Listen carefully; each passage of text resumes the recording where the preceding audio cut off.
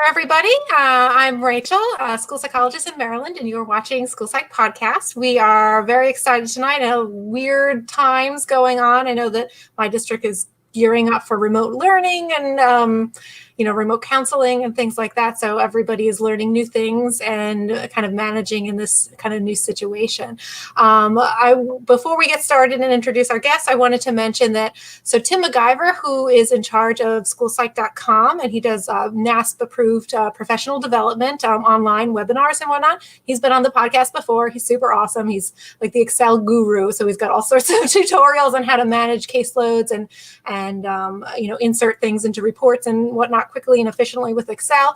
But he had contacted us and said that, with this whole shutdown thing, school psychs are looking for PD opportunities virtually. So he was getting kind of hit with all these emails and all these website clicks and whatnot that people are seeking out this virtual PD. So he was interested in expanding kind of what he has to offer. So he contacted us and we were super excited he said that we could kind of present on anything that we wanted. So we each kind of chose a presentation. And I know that Rebecca's is up already with a little preview. And so we're really excited for that. And mine will be going up pretty soon. And I know Eric is working on his. So there's going to be some PD up there. And we're just really excited to be able to help out because I know that people are in search of NASP approved professional development credit. So I just want to throw that out there. We're excited and we're giddy about it. And we love we love him. And it was a fun time. So but anyways, I'm going to pass it over to Rebecca, who's going to tell us a little bit about how to participate tonight and maybe a little bit about what she did for her little presentation. Rebecca? Absolutely. Hello, everybody. So for my presentation, I talked about what I do most often in my role, which is counseling. And I work from a CBT framework. And I've also recently blended in a lot of team CBT from Dr. David Burns. So I've been working on this and loving this framework that David Burns shares in his team CBT model and applying it to kids. And so I just wanted it to be a practical application and practical tips for you all who are doing a lot of counseling. And so I didn't talk about teletherapy necessarily, but I'm using the same model in that I talk about in the webinar remotely now. And so far it's going pretty well.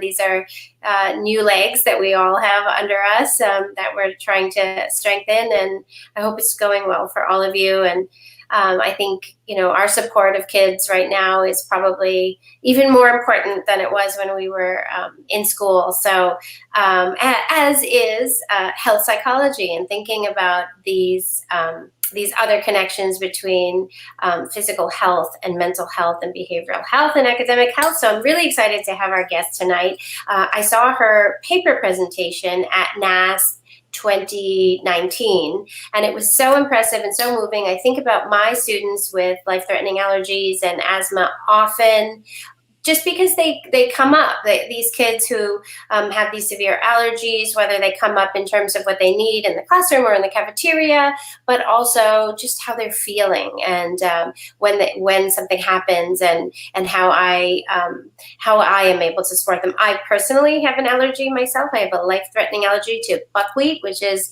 a grain, and so I have this personal experience too of how terrifying that is, and what a impactful experience that is when you're eating food that you haven't made yourself or that you're not sure of the ingredients. So very excited about tonight and the topic. And I want to tell you how to participate, which you can do if you're watching us live by logging into your Google account or your YouTube account and commenting right along the chat bar. But if you're listening later in the week or if you're watching on YouTube later, please also share your comments and your thoughts and your questions, because we can continue this conversation over time. And as I said, I think we're thinking about these topics a lot lately. And so the more that we can collaborate on ideas and questions and possible solutions, I think the better that we can be. So now I'll hand it off to Eric. Hi, Eric. You are you. Before I jump in, I'm going to just hand it back to Rachel for a second, because she's going to tell us about what she did Okay, yeah. Forgot to mention what my PD was on. But anyways, I focused on reading and kind of the science of reading. And there's a big kind of discussion point on Twitter and whatnot. So, reading as far as intervention and assessment and kind of playing off of a lot of the awesome guests that we've had on Dr. Kilpatrick and Dr. Burns and Dr. Shanahan and all those fun researchers and reading. So reading's me. But okay, back to you, Eric. That's awesome. I'm glad because that's really important. And I think as practitioners and evaluators, we have our go-to for cognitive assessment and processing and all these other things, but sometimes just good academic skills assessment and understanding of the science of reading is so crucial to us being able to support teachers. So before I go on, though, Rebecca has something she wants to share too. So I completely forgot. Thanks for letting me jump back in. I completely forgot that if you are listening and you want to comment in other ways, you can also comment on the 2 Facebook pages, School Psych Here, School Psychologist, the School Psych Podcast page, and on Twitter also. And please use the hashtag Psyched Podcast because I will be looking for notifications. I just wanted to mention that. Thank you. Awesome. Yeah, so this is good teamwork. And Sadie, you can see how excited we are to talk to you because we're forgetting our normal protocols and things. So this is a great topic. And I'm Eric. I'm a school psychologist in Connecticut. And as has already been mentioned, we're sort of in these strange times with school closings and global pandemic. And we're sort of trying to navigate how to be school psychologists without 4 walls and how to be school psychologists through the internet and how to consult and provide telesupport to our families and students and teachers. So it's interesting and we love being able to connect with everyone and share ideas. So we're grateful that Sadie is here tonight. And I appreciated that Rebecca heard your talk. I think Rachel and Rebecca and I sort of pal around at NASP and these conventions we go to, and sometimes we divide and conquer when we all have something we want to be at the same time. So I do remember Rebecca talking glowingly about your presentation, Sadie, and Dr. Stacy Bender, I think, as well. And I also have a pretty severe allergy to apples and some tree fruit where I've experienced some anaphylaxis sort of reactions as well. So it's important for me to be able to connect with how this affects students as well. Mine was later in life, so I didn't go through school having to be aware of it, but as a college student, I became allergic to certain tree fruits. So really interesting. And I think everybody probably has some kind of story or background about some of this or knowing people. And of course the peanut allergies. So this is interesting to me as well. So Sadie, I'm going to introduce you and just a little about you. Sadie Cathcart is a 4th-year doctoral student in school psychology at UMass Boston. She completed her undergraduate studies at Bard College, at Simon's Rock, and Lesley University, respectively. She's worked in a variety of roles, providing support to students ranging from counseling and assessment in a school-based context to hospital and school consultation. Her research interests pertain to quality of life and learning opportunities for children with chronic medical conditions and the relationship between in-school and at-home care for children in need of additional support. And I discovered she's a staff writer for a really interesting website, which I think is fascinating. And I follow a little bit, Mad in America, and some great stuff and really promoting social justice and contributing to reduction of disparities in medical fields. And so I think that's fantastic. So I've gotten to read a couple of your posts as we were researching a little bit about you, Sadie. So yeah, so take it away. Tell us, what can you tell us about things? Well, I have a lot prepared for you all tonight. And I also think I want to start by just putting out there I understand that this topic might feel a little abstract to some, and it might not seem immediately relevant. But I'm thinking in the context of all that we're grappling with in terms of student health and trying to make sense of in the midst of just a lot of just the unexpected and unpredictable nature of coronavirus. I think maybe we're thinking about our students' health profiles a little more than we might typically be. This is a personal interest of mine and a research interest of mine, and I know that it's not at the forefront of all of your priorities or your thoughts when you're working with students. But I want to make it clear that I'm going in with the assumption that you don't have much background in kind of allergy education. And I'm not making assumptions about what anybody does or doesn't know, but I also know that enough of us have had personal experiences or training about allergies that I've tried to also kind of integrate some topics and new information for people who may be working in schools who already do know allergy fairly well. So I'm going to try and cover a whole kind of spectrum of material, and hopefully there'll be something in here for everybody, even if it doesn't seem immediately relevant. This is something I think about all the time and feels very relevant to me, but I know that some of you may be kind of thinking this is an unexpected topic. So, and I'm certainly no allergy expert, but I have done quite a bit of learning about allergies in recent years. I'm a doc student in school psych at UMass Boston, and I definitely have a special interest in particular in the psychosocial and educational implications of chronic medical conditions in childhood. Especially interested in childhood allergies. Recently conducted a project reviewing state-level allergy policy guidelines. And I think that's what Rebecca had mentioned earlier. That's what I was sharing at NASP.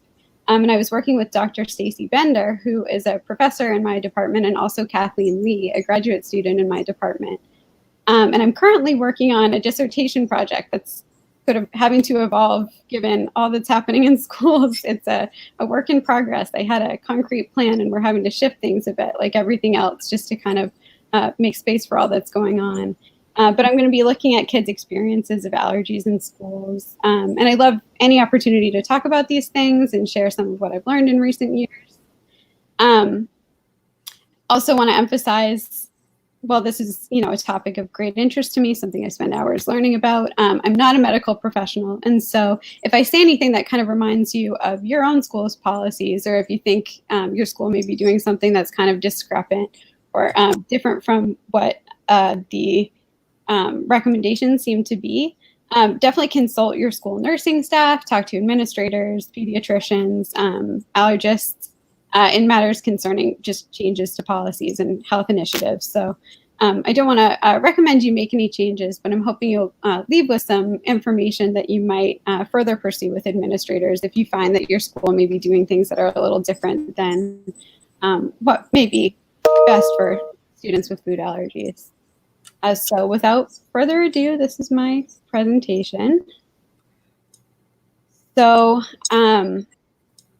it's tough to get really accurate or reliable prevalence rates, but it seems like somewhere around 2 kids per average size classroom has a food allergy. So that translates to about 8% of the student population in the US.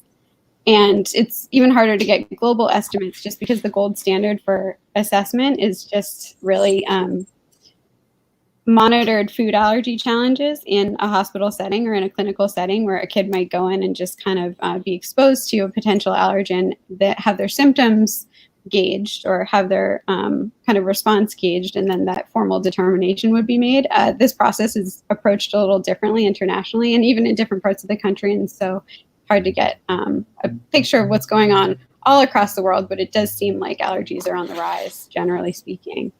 And up to 40% of kids have allergic rhinitis. That is basically environmental allergies or seasonal allergies. And alarmingly, about a quarter of reactions that happen in schools happen among kids without prior histories of reaction. That's a pretty good number. And as 2 of you had already shared, so many of the people in schools with allergies are also the adults and people other than students. And so this is a big issue. I wish I had a more recent figure to share, but it seems like this one's pretty striking. Between 1997 and 2007, food allergy rates increased by 20% among kids in the US. And opposite trends seen in adults, just because I think it's helpful to kind of know the profiles of some of the students you might want to keep your eyes out for. 64% of kids with food allergies are boys, and that's the opposite is true in adults. So, next slide. Thank you. This is definitely an oversimplification of a kind of complex set of processes, but basically an allergic reaction is just your body, your immune system just misinterpreting something that would typically be harmless as dangerous. And so your body releases chemicals, including histamine, in response.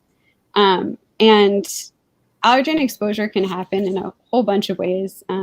But with food allergies specifically, it typically happens through ingestion through the mouth. And symptoms are pretty diverse. This is a tricky thing about kind of gauging the magnitude of reaction for kids, or the tricky thing about trying to interpret what a student or what a person having a reaction is experiencing. There's such diversity. And so they can involve, symptoms might be rashes, swelling, either external or in a child's throat, a runny nose, cramps, vomiting, and more. And presentation really depends just on the person and the magnitude of exposure. And I also think in terms of just something important to reinforce to educators and school psychologists, the way kids communicate symptoms really varies according to developmental level and age. And so younger kids might say things like, my tongue's kind of itchy or my throat's itchy. I've seen it said, kids will say feels like they have bugs in their ears, kind of like they're noticing some reactions, some ear, nose, and throat reactions. Teens might be able to be a little more articulate about this stuff, but they may be less inclined to share that they're experiencing symptoms. So it's good to be cognizant of, the kinds of language different kinds of people might use to communicate that they're starting to react. And sometimes I wonder if I can jump in a second, because what you're saying makes me think about the way it may be just in my area or maybe in different areas. I feel as though more and more I get very young children who know that they have a severe or life-threatening allergy, but who have never had a reaction. So I wonder if that's because medicine, identification is so much better, and doctors, allergists, and parents are working so closely together, and they know that this is happening. But that's a tricky place for a student to be, because they have this such fear of the unknown. They know that it's serious. They know that they have to be careful with what they eat, but they don't really have a sense of what could happen. I've had more and more students in that spot, and it's tough.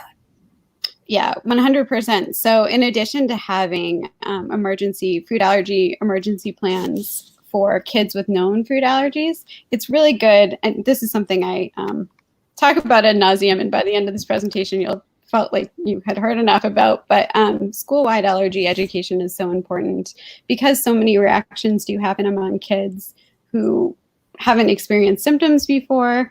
And a good number of children with known food allergies also have reactions in schools, even though schools can do so much to kind of try to control for that and help kids avoid potential allergens. Reactions in schools do happen. And so kind of learning keywords or kind of language that might be used to describe symptoms, and thinking about how a kid might not be talking about their symptoms in terms of the language that might be used in a peer-reviewed journal to describe allergies is really important. And it's not too complicated. It becomes fairly obvious if you have had a little bit of training when kids may be having a severe reaction. But if you have never had any training about allergies at all, it might not strike you as alarming, some of the things that actually should be kind of important warning signs. So, and also what you're saying kind of connects to the next thing I just wanted to touch upon, which is that some of what I'm describing probably sounds to some of you who've seen kids having allergy attacks. Some of this may sound like, asthma attacks. Some of this may sound like asthma. And allergic reactions can sometimes cause asthma attacks, and sometimes they are pretty closely related. But allergies are an immune response, whereas asthma is just a respiratory condition, basically in which a person's airways swell and produce more mucus. It's a different physiological process, but it's good to be able to differentiate. And I found a great publication for a school nursing journal that did a good job kind of highlighting the nuance and distinctions between asthma attacks and allergic reactions. And I can share that as a resource if anybody wants to look into. It is kind of like there are details kind of beyond the scope of the presentation, but it's kind of helpful to be able to differentiate, especially if you have some kids with vulnerable to severe asthma attacks and also kids vulnerable to allergic reactions. Good to know kind of the difference in the symptoms. And unfortunately, there is no known cure for allergies, although they can evolve and sometimes they do go away over time. Unfortunately, kind of what you had said earlier, Eric, sometimes they also develop in adulthood. So it's best not to think of certain allergies as severe versus others as not severe. And just kind of, it is good data. If you've had a history of severe reaction, you may have some indication of what your future reactions will look like, but it's not linear. It's not a perfect science. And so you can have eaten something all throughout your childhood and then in adulthood develop an allergy to it in the same way. It's good to have, fairly regular food challenges because it can happen that a severe allergy early on can go away. But it's tough to predict without access to frequent, trips to an allergist or without really good medical care. It can be a really tricky thing to kind of navigate. And so because there's no known cure, the best treatment is definitely through avoidance, good quality allergy management, good education, good hygiene, clean learning spaces, clean home spaces, clean community spaces. This is kind of where so much of what's happening globally right now kind of ties into some of the things that probably could also benefit kids with allergies. New practices schools may be adopting in the coming months and years to be a little more cognizant of what's touching what in schools. It could be helpful for students with allergies as well. Mm-hmm. And then a really complicated part of food allergy management is learning to read and interpret food labels. It's an art and unfortunately also kind of beyond the scope of this presentation, but there's a great online resource, allergyhome.org, and it has a training module just having to do with making sense of really convoluted food labels. This is something that everybody in a school building could benefit from, and this is something that kids, when developmentally and age appropriate, could definitely kind of start to develop the skills to do with good guidance from educators, something teachers could be helping kids to do in a school. Unfortunately, so much of the food that's eaten in schools is food that's been taken out of its packaging, put in Tupperware, and food that's been pre-prepared and isn't necessarily in its original packaging anymore. So it's a tough thing for people working with schools or working in schools with kids who are bringing their lunches in to navigate. But if you do have the time to go in and kind of look into the nuances of label interpretation, it's a good thing to do, and complicated. And I have great respect for anybody who knows how to do it well, because it's tricky. So, next slide. And feel free to jump in with questions at any point.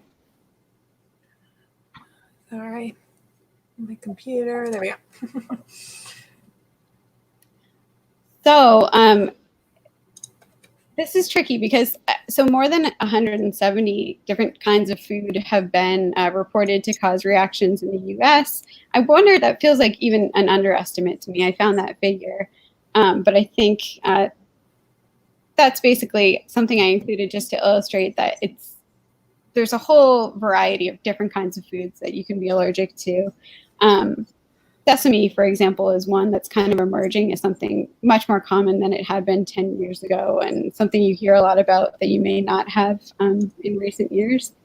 There are 8 foods that account for something along the lines of 90% of reactions in the US, and those are milk, egg, peanut, tree nuts, wheat, soy, fish, and shellfish. And the most common food allergies in children, so most important for our purposes, include peanut and milk and shellfish and tree nut. Next slide. Sorry, I'm having a hard time. Oh, no, I'm sorry. There we go. Thank you. So I just wanted to include this here because, as with many other common medical conditions in childhood, patterns of inequity and injustice definitely contribute to disparities in allergy outcomes that disproportionately affect certain groups of kids. And so just to take a step back, increases in allergies have kind of occurred parallel to urbanization. So as people are starting to live more in cities, move away from country living, as people are kind of living in more more densely concentrated areas, allergies have increased. And interestingly, kids in cities seem to have higher rates of food allergies than kids living in more rural spots. And this is complicated too. I don't have a great explanation for this. But it does seem, according to the research, that children of color are more likely to present with allergy symptoms and to be hospitalized for severe reactions. And unfortunately, they're less likely than white kids to be diagnosed with food allergies. And this is potentially due to just reduced access in clinical food challenges, for example. And those food challenges are the gold standard for diagnosis. So knowing what to look for, even among kids without documented histories of allergic reactions, is really important for people working in schools. And giving kids the tools and the education to kind of interpret what they may be experiencing is important too. I just want to make sure the audio changed a bit for me. I just want to make sure you can still hear me. You can? Oh, I can't hear you. Oh, good. Okay, yeah. Perfect. Yeah, okay. All right, so next slide here. Okay, so I think something I've found personally is that quality of life is a term that gets applied pretty frequently. It's a blanket term that can mean many different things to different people. And so I think one helpful definition I found that is by no means representative of all definitions of health-related quality of life is health-related quality of life is the extent to which physical dysfunction, pain, and distress result in limitations of people's everyday behaviors, social activities, and psychological well-being. And some of the major areas of impact that I've found in some of my recent learning are just impacting quality of life for kids with food allergies are emotional impact, impact on social connections and belonging, disease knowledge and self-efficacy, and adherence. So next slide. Thank you. So we know that the emotional impact of food allergies depends so much on context. And I really want to emphasize that stress and anxiety and fear are not inherent facets of allergies. So just because a kid has a known food allergy does not mean that it's something that is really impacting them emotionally in a negative way. But research does seem to indicate that certain student groups might be particularly vulnerable to the stress and associated anxiety. And those include kids whose parents are particularly anxious about food allergies for good reason. It can be challenging to hear that your child has, and it can be a tough thing to grapple with. Girls seem to be a little more vulnerable to stress and anxiety associated with allergies. Kids with histories of severe reaction seem to be vulnerable to stress and anxiety, and also kids with multiple overlapping food allergies. And I think the thread that binds these groups in a way, it's so complex, but a thread across these groups may be that kids who feel the burden of food allergy in ways that are kind of inconsistent with their community's understanding of a food allergy, these are the groups that are sometimes vulnerable to the most stress about them. So kids who have histories of severe reaction may know what that can look and feel like, and may be very anxious about that, and may feel that their school's approach or the way other people talk about allergies around them doesn't account for the magnitude of what they've been through. Or kids whose parents are particularly anxious, they may be kind of at school seeing that, some of what's done in school may be inconsistent with what their parents had told them is best to do in terms of allergy management. So family, school, and school culture can totally impact the magnitude of school and emotional impact. And if a school community is really casual and it downplays risks associated with food allergy, or if it cracks down in a way that is oppressive to students with food allergies, the students may feel othered in some major ways. And this is something that was very interesting to me as I kind of got to know the world of food allergy. This is counterintuitive. So I want to make sure that I make this point clear. Policies like food bans seem like they would do the trick in reducing risk, and even if they would feel maybe challenging to implement, it seems like at the very least they might protect students with food allergies from the risk of severe reaction. However, it seems there hasn't been much research about this having to do with the effectiveness one way or another, but there is some research to indicate that policies like food bans aren't necessarily reducing the occurrence of anaphylaxis in schools. And policies like food bans and allergen-free zones can actually kind of isolate kids who could be protected differently or a little more effectively through improvements in education. So it's a really complex topic, and there are instances where something like a food ban might be appropriate, but it's not so clear as eliminating a food from a school community will be enough to protect children, at least physiologically. And so disease knowledge and self-efficacy and adherence really vary among kids with food allergies, obviously according to developmental level and also according to context. And so when age appropriate, somewhere around kind of the preteen to early teen age, it can be really empowering to reduce anxiety when kids are equipped to carry and administer their own epinephrine if possible, or if need be. It should never be the sole responsibility of a teen with food allergies to administer in the context of a severe reaction. But empowering that student to self-carry and to self-administer when appropriate can be a source of relief. Other school staff, not just the school nurse, should also be trained according to school policies, but other people in the school building should also be trained so that it doesn't fall to a person who's having a big reaction to have to protect themselves.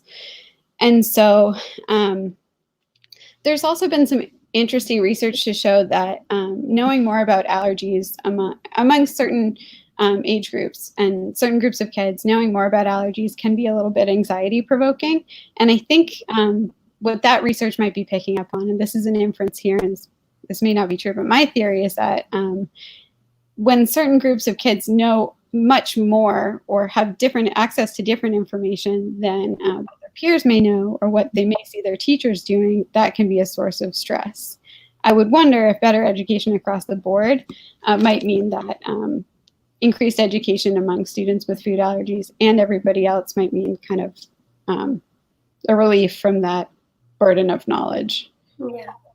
Sadie, as you were talking, it reminded me of something that I saw probably last year, and I can't recall where it was, or I don't think it was in the United States, but it was a cafeteria or a restaurant that had in an enclosed, like, break-in case of an emergency case on the wall, an EpiPen. Mm-hmm. And because epinephrine is such life-saving medicine, I thought that, like, wow, what a relief that would be for a kid to know that even if they didn't have it with them, or they, like the nurse's office wasn't nearby, that in the places where they eat, whether it be college campus or school cafeteria, that there is that emergency, break if you need me case. And I know with prescriptions and insurance and all of that, EpiPens are really expensive. Maybe those are the barriers to, why we can't do that. But as a public health issue, especially given the numbers, the percentages of kids who have food allergies, I think it would be seems like such a good buffer, maybe not a solution, but a protective buffer. It does. And the policies really vary regarding what staff in schools are technically supposed to administer. But I think it seems to be kind of broadening. Sometimes it is a matter of access and just where the equipment is stored that kind of creates these limitations. Only certain people in school buildings are thoroughly trained because they're the people with access to the location that epinephrine is stored, and that should always be clear. It should always be clear where it's stored. It's not always available in abundance, and it should be clear where it's stored because otherwise, sometimes if a responsibility is diffused across a pretty broad staff, then it can be confusing whose responsibility is what in the context of a crisis. But that's a great point. And I think this is something I meant to mention earlier, and I think something I didn't really realize until I became immersed in this world, there's really no long-term health consequences to administering and to using an EpiPen. And so even in that moment, it may be really stressful for a child who's having a severe reaction, or a staff person, or anybody in the school community having a reaction. It's stressful and it's a big moment. There is a needle involved. So there is some, the intensity of that is overwhelming.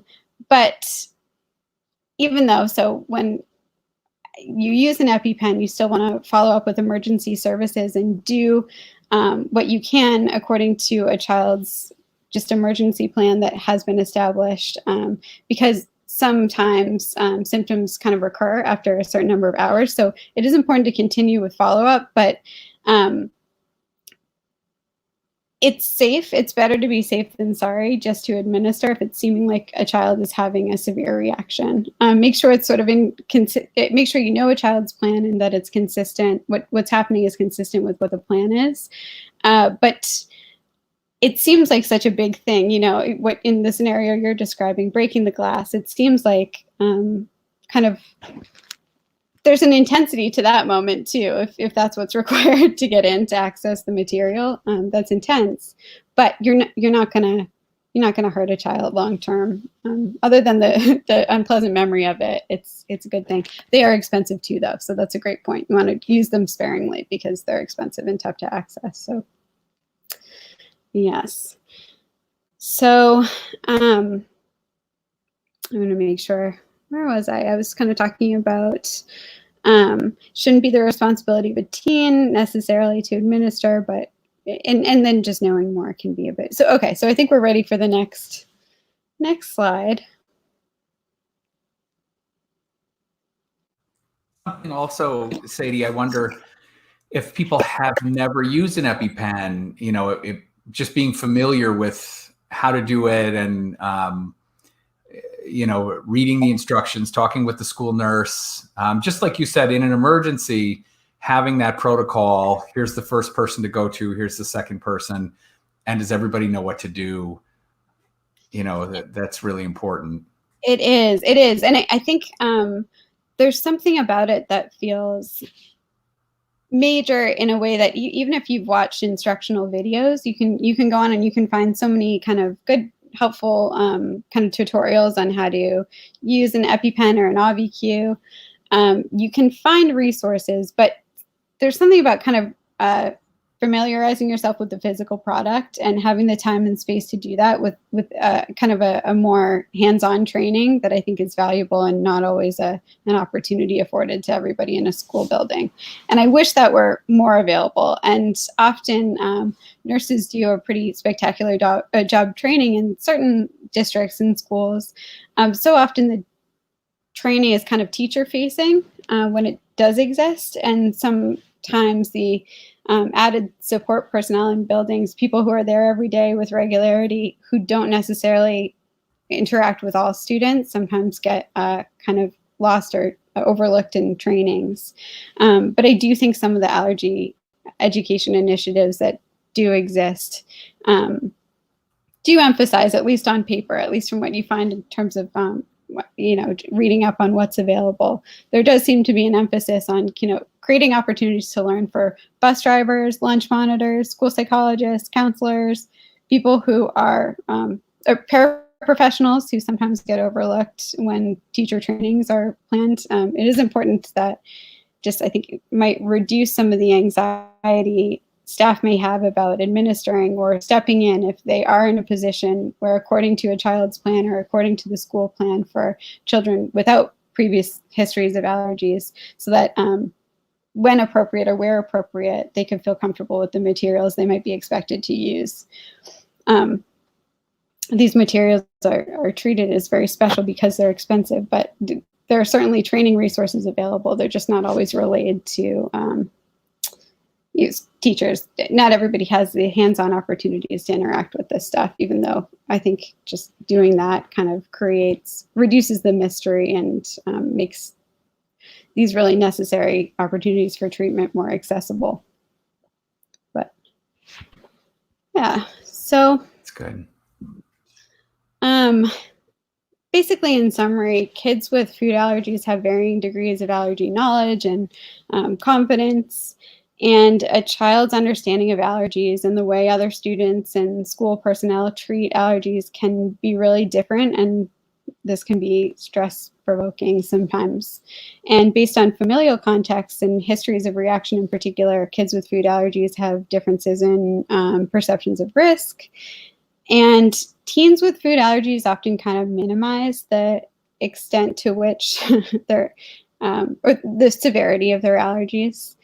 And so I would say that thorough intervention to influence allergy culture early on in school communities could be particularly helpful, because teens don't always want to talk about it a lot, and too many resources devoted to allergy education, it becomes less compelling the older kids get and the less they want to talk about their own health in a community setting. And emotional impacts kind of vary according to contextual factors and a school community's ecosystem. And I have a slide breaking this down. I decided I deleted it in the interest of time, but basically this slide illustrated the variability in school personnel knowledge about food allergies and perceptions. One study, granted this study was in Italy, so the results may not translate to the US. One study found that less than 50% of teachers believe that there might be some kind of social and emotional implications of food allergies for students. And so that kind of reflects this tendency to maybe downplay the emotional implications. And nurses also report varying degrees of teacher engagement in allergy education initiatives. So even when they're available, it really depends on how the information is framed.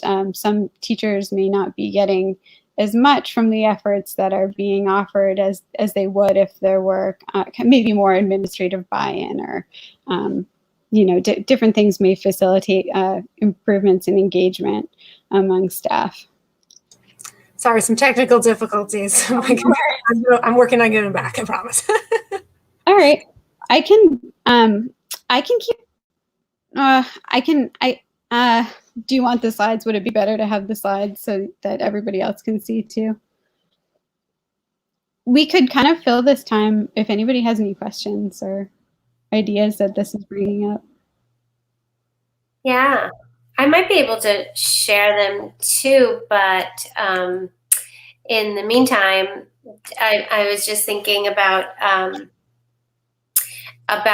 just personally that sense that like it is such an intense there's such barriers for kids carrying their pens, especially maybe teenagers, and adults. I know for myself, I developed an allergy after I think I was 32 years old. It was my first allergy ever.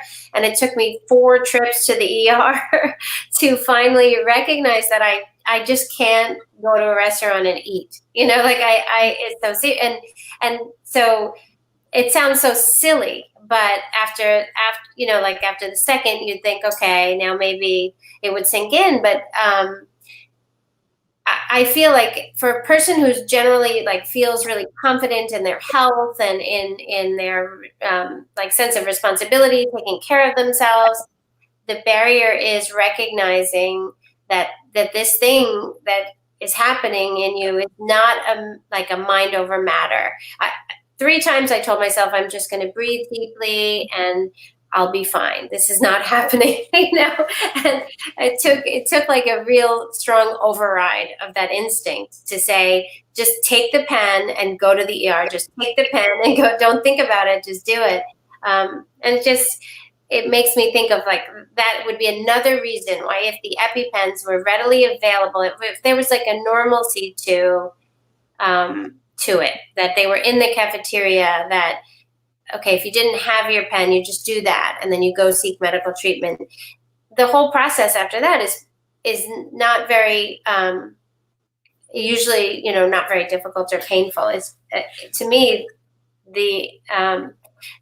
that's the place where there's a lot of resistance in that initial, oh my gosh, something's wrong. I have this itchy throat. My ears are itchy. My throat feels funny.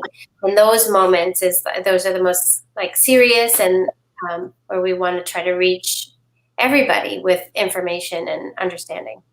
Yeah, absolutely. Yeah, what you're saying is highlighting that in schools, especially, this process is so emotionally loaded, and it can be so response protocol can be so convoluted. And unfortunately, there is so much variability, whether you're eating in a public restaurant or you are somebody working in a school trying to figure out what to do if a student in your classroom or in your small group starts to react. There's a lack of standardization that you're touching upon. That's really tricky. It's been tricky for me because I wish I could make certain kind of trying to, just in coming up with a rationale for the dissertation that I'm planning, I wish I could say, this is where teachers at in terms of their access to allergy education. This is where, this is how schools construct emergency care plans, or this is how, so technically the way it works is a pediatrician or an allergist or a health professional outside of a school community would work with a family potentially to create an emergency care plan. The nurse would access it and kind of work with the family around it and be responsible for helping members of a school community get to know what's in it, so that school personnel are equipped to kind of respond in the context of an emergency. Schools should also have plans for responding to crises, even if they happen among kids without prior histories of allergies. In some circumstances, students with allergies can qualify for 504 plans. In some cases, an individual healthcare plan is sufficient, even though it's not legally defensible in the context of a kind of less severe allergy. But it is so hard. I can say what's true in most circumstances and what should be done, but there's such variability in how schools, districts, and states treat some of these topics. And my next, this slide has to do with policy. It's hard to make generalizations about policy. CDC guidelines are available, but they're not always used, unfortunately. And they're really thorough and helpful. They're not always familiar to administrators. And state level policies, I think, have particular use or could be especially helpful to administrators, because there are differences between what's happening in Texas versus Rhode Island. And there should be kind of differences in recommendations or policies that will fit whatever region you're seeking to support. But in the recent project that I did with Dr. Bender and Kathleen Lee, we found that only 16 states had good quality guidelines available for their districts and schools, and recommendations vary by state, maybe more than they should, about some important issues, and some policies protect schools sometimes a little bit better than they protect students. So it's tricky. This next slide is kind of a more thorough breakdown of policies. We also had a question. Let me see if I can get that up there. So is there some sort of an understanding as to why some kids do seem to outgrow certain allergies? It seems like that's kind of a question mark maybe, or? Yeah, I don't know that literature. I wish I understood. I wish I had a better sense of what's going on physiologically. It's something that I've kind of felt some comfort. I've given myself permission not to become too immersed in that literature because it seems like it's not entirely clear. But I don't know. I do know what I continue to see emphasized is that history of severe reaction does not predict severe reaction necessarily in the future, and that it's not a perfect science, and it does seem that there are trends in what allergies are lifelong versus what allergies are kind of you may be more inclined to grow out of. For example, I think tree nut allergies are considered I hesitate to say this because I don't have the facts in front of me, but I think tree nut allergies are considered kind of lifelong. Like there are certain foods that you may be less inclined to grow out of allergies to than others. And I wish I knew why better, but I don't have a great explanation for that.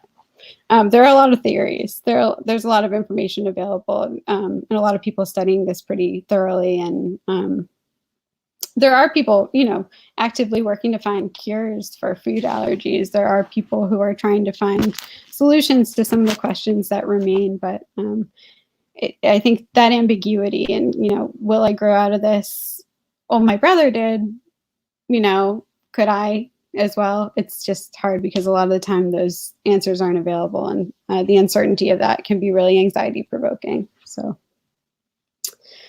but as highlighted earlier, banning any food school-wide is not typically advised for a few reasons. It doesn't really reduce anaphylaxis rates, at least in terms of peanuts.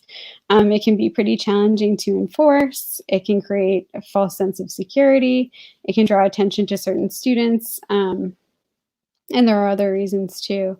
However, it could be appropriate in early education centers where cross-contamination may be happening a little more frequently, or that risk may be a little greater. And also there are some places where there isn't always a nurse on staff. And so it may be challenging to oversee, and that just might be the default in that circumstance.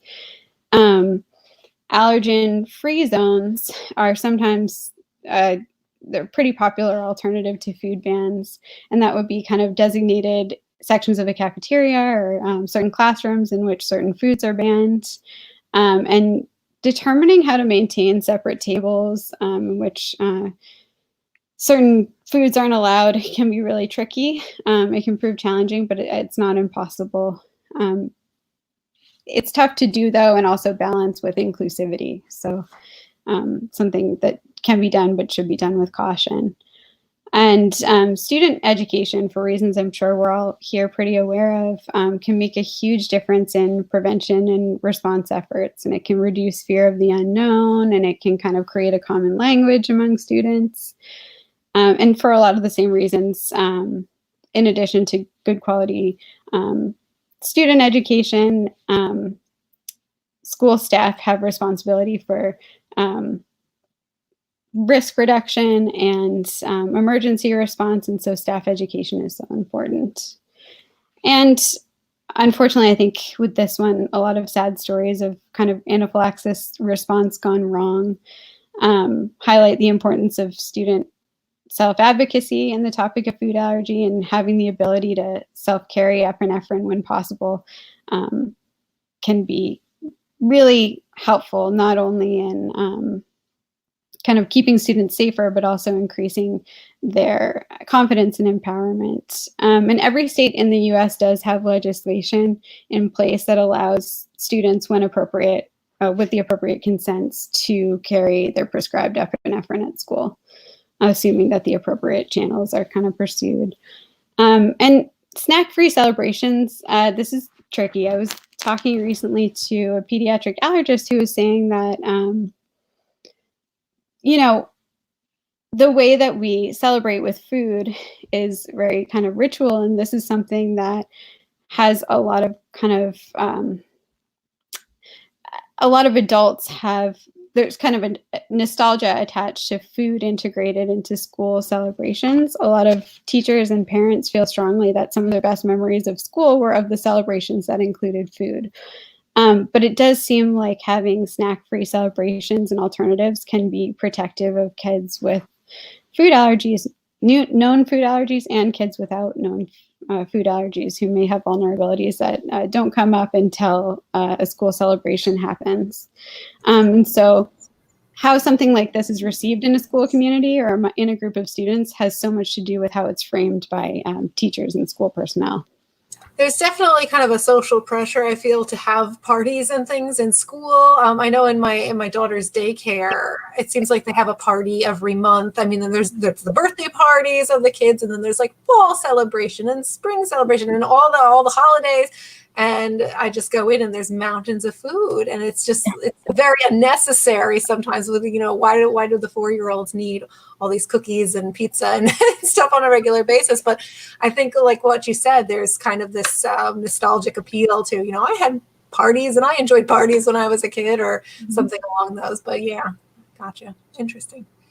And it may be true that, you know, there are a lot of people, this is true of a lot of things in school, but, you know, some people who've been working in schools forever may remember this wasn't a big issue when I started, you know, in schools. Why do we need to make this such a big deal now? This can be a really polarizing topic. The reality is the prevalence has increased. So things are different. It's not just the way we're treating this topic that's different. It's also the just occurrence of allergies across the board. So but it's something that needs to be treated really delicately, because it is something that is, food is something that's meaningful to so many people, to almost all people. So, and so I realize we're kind of approaching the end. This is so funny. I thought I had what was a 15-minute presentation, but I've gotten sidetracked. Basically, school-based asthma education programs have been better developed. They have a longer history, and they have led to improvements in self-efficacy, self-management, and increased knowledge among kids with asthma. And some structured programs for kids with food allergies are beginning to emerge and happening in schools. And research has indicated increases in allergy knowledge and awareness following some of these interventions to school personnel, to students in schools, to kids with food allergies. But we don't really know how they impact kids in terms of quality of life or the school culture. And those are some of the questions that I continue to have.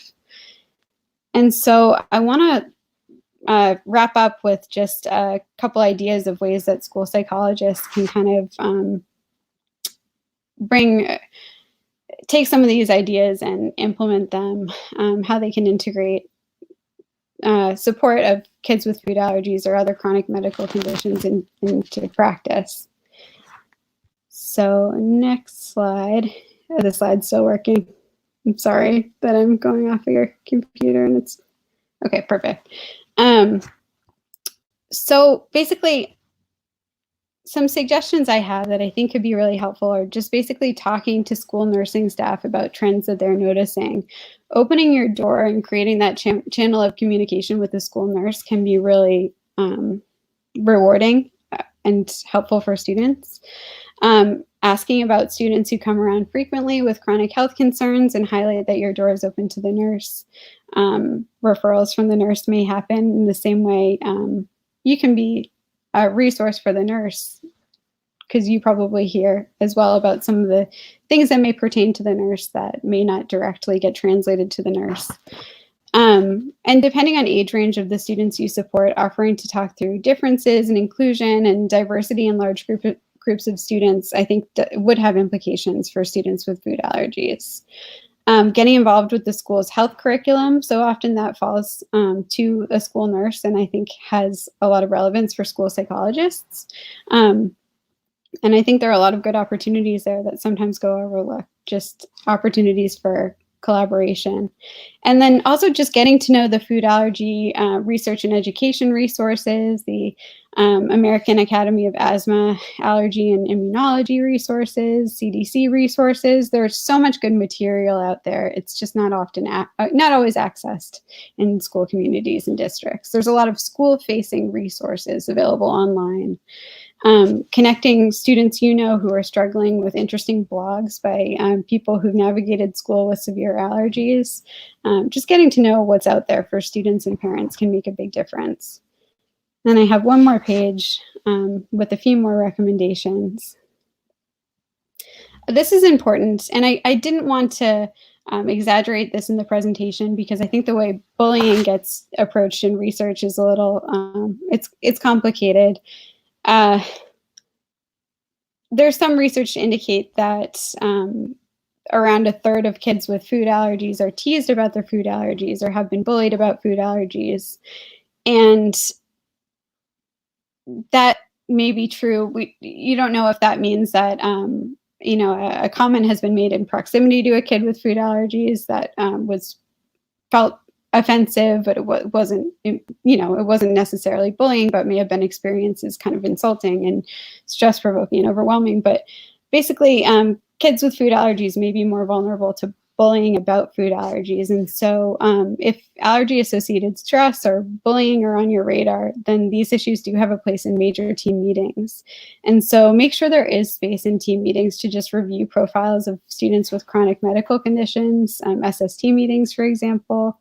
If there are certain grades of students with a large number of kids with allergies or a group of students with characteristics or goals in common, small lunch bunch groups can be kind of helpful in just creating some cohesion. And although it's really important not to single students out, offering educational and community building spaces for kids to connect can make a huge difference. And collaborating with a nurse to do that can have even more of an impact. Yes, I agree. And I just want to jump in quickly to say that last year I was lucky enough to be able to hold some groups co-led with my school nurse, and they were by like building, but not by grade. So it was mixed grade groups of kids with allergies. And Sadie helped me with the content because she has a lot of great ideas for holding groups. She had a protocol for a long running group. We ended up having 4 sessions over time, but it was really wonderful, and just because we did simple things like for the younger kids, I ended up cutting out pictures from magazines of different foods and having kids pick out some and identify, would I be concerned about the ingredients in these foods or not, and just having conversations around it. And the way it makes me think about the bullying issue is that when our policies create situations where we really other kids with allergies, whether it's, okay, that's the nut-free table, or that, like this is the allergy section, and then and then other kids, maybe kids without allergies, feel pressure or nervous because they don't have all the information. They don't understand what's happening. All they know is they can't have their peanut butter and jelly sandwich. We can sometimes in our policies and the way we take care of kids builds in this sort of angst against kids with allergies, or for that kids with allergies feel against other kids because they don't understand. So I feel like there's so much we can do to talk about this and educate everybody. And we all have food things, foods we eat for traditions in our families or in our culture or in our our preferences. But just some people have them such that some foods make them sick. And if we could kind of normalize all of this and talk about it with kids and adults, and we could do a lot for, I think, helping just the culture and the climate for these kids who may already feel uneasy in the food situations at school. Yeah, I was going through some of the material that I was preparing for today with a friend who was mentioning that she felt like there was a place for this kind of material in school climate team meetings. There might be different spaces where, this shouldn't be, again, the focal point, but it could occupy some time. And it is something that is relevant. Even if it's just a couple students per classroom, that's a good number of students in an entire school community.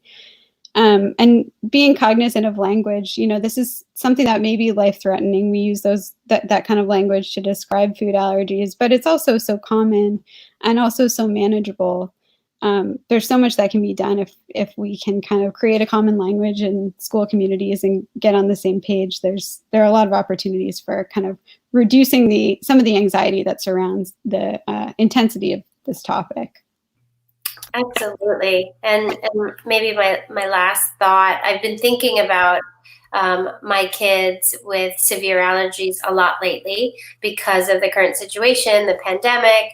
I can just imagine how much more anxious their families feel and maybe themselves, because should they need medical care in this moment, there's lots of complications around that. And they're little. And if we could in the future make efforts to advocate for them such that we can reduce anxiety, I think that would do so much. Of course we can't, just like lots of things, we can't take away a lot of it. We can't take away the allergy. We can't fix it.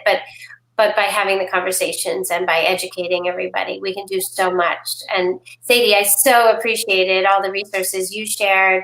We have your slides, and we have a resource list that you've shared with us that we'll share with everyone out there.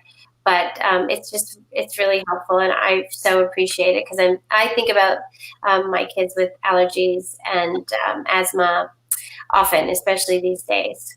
Yeah. Well, I want to thank you all for having me here.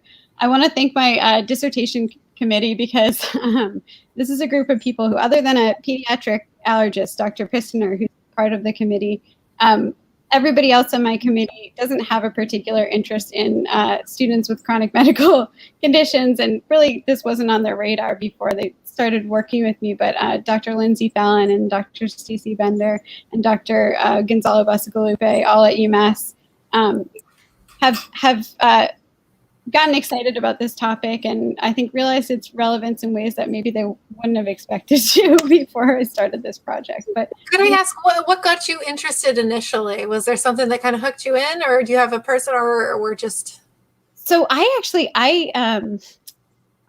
try not to. I'll a really brief summary. Basically, I had some medical issues when I was a kid, and I missed a lot of school because of them. I have a lot of environmental allergies. I had all kinds of like ear, nose, and throat issues, sinus and allergies, which evolved into sinus infections. I get migraines.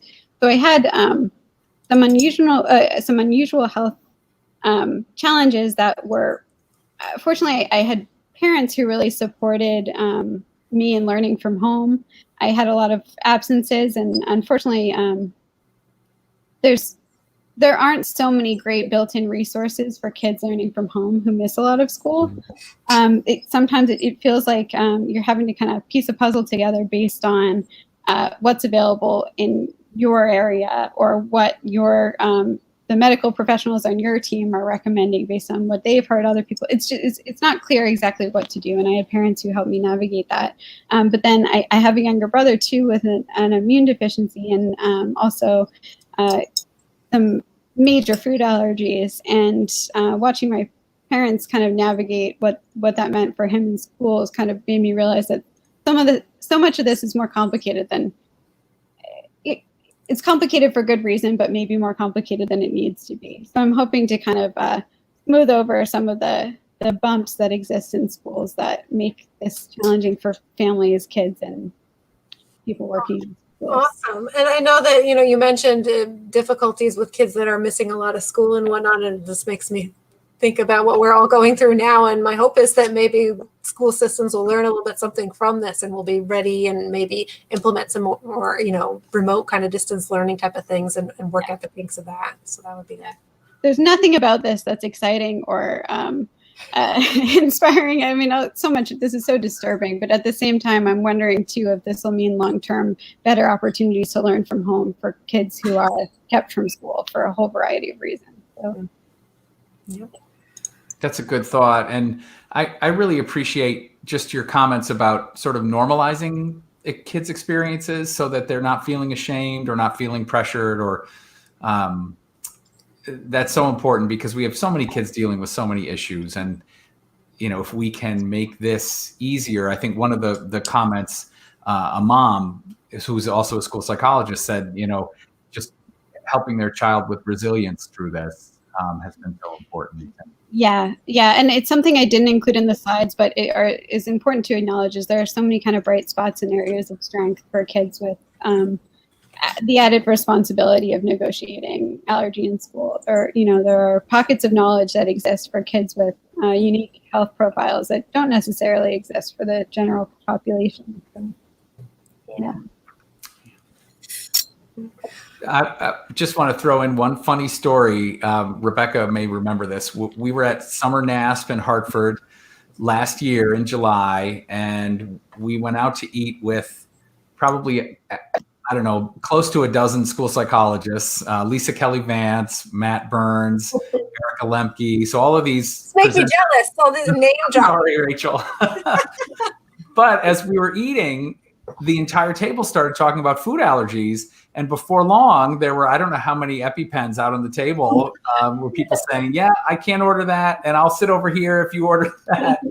and so just it dawned on us that, this is normal for us. And we, this is the world we live in and we have to negotiate this. And it's important to recognize it. And servers are all, more than willing to support that. And Yeah. Something you said, Rebecca, made me think about how it kind of ties to what you just said, Eric. I think the statistic is like, according to one study, 15% of parents of kids with food allergies won't eat at restaurants with their kids just because it's so scary, but it is becoming increasingly normal. And so avoiding eating at restaurants happens for sure. Some families have or adults with food allergies have just blanket policies about how they don't eat in restaurants anymore. But I'm hoping that restaurants and public spaces are making adjustments too that will mean that 10 years from now, it'll be easier to be in a public space without all kinds of equipment, or knowing that at least there'll be some equipment available if you don't have what you need on hand. Just the comfort in knowing that other people around you know that this is a major issue, but that it's common, I think is hopefully the direction we're heading. So. Mm-hmm. Okay. Well, thank you so much for joining us. Eric, do you want to close us out? I know you want to talk about the next episode, and also you have not mentioned what your PD for schoolpsych.com is going to be. So we're all on the edge of our seats. Okay. So in my excitement to introduce Sadie, I didn't talk about what my topic of professional development was for schoolpsych.com. So I will be presenting on building capacity for behavior supports, but also looking through a trauma-informed lens. So dealing and supporting students who have severe behavior needs and trauma-impacted lives. So that should be coming out in a week or so. So that'll be on schoolpsych.com as well. And we are hoping to speak with Dr. Carla Shedd, the author of our national book study that we've been doing through NASP. We have emailed and we had a tentative discussion about having her on 4/19. So to talk about unequal city and maybe even some of the social justice issues that are been revealed, just inequities through this pandemic as well. So hopefully, I know things are busy and things have probably changed for her in the last couple of weeks, but we have emailed about tentatively talking with her this coming month. So stay tuned for that. And again, thank you so much, Katie. This is great. And we look forward to reading more about what you're doing and when your dissertation's done and all that stuff. Yes, thank you so much, Sadie. Thank you for your support since I met you 2 years ago. You've been an incredible inspiration to me and my kiddos. So just thank you for being here tonight, and good night, everybody. Thank you so much.